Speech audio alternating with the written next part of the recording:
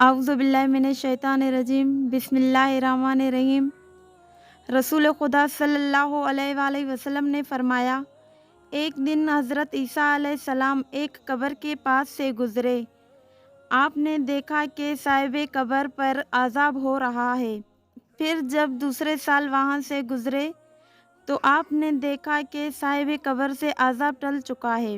حضرت عیسیٰ علیہ السلام نے بارگاہ الہی میں عرض کیا، اے میرے اللہ، ایک سال قبل میں اسی قبر سے گزر رہا تھا تو صاحب قبر کو عذاب ہو رہا تھا، لیکن اس سال عذاب اٹھ چکا ہے۔ اس کا راز کیا ہے؟ اللہ تعالیٰ نے حضرت عیسیٰ علیہ السلام پر وحی نازل کی، اے روح اللہ، اس مرنے والے کا ایک بیٹا تھا جس نے بالغ ہونے کے بعد لوگوں کے لیے ایک راستہ بنایا، ایک یتیم کو پناہ دی، بس اس کے بیٹے کے 2 نیک کاموں کی وجہ سے اس کو بخش دیا گیا ہے۔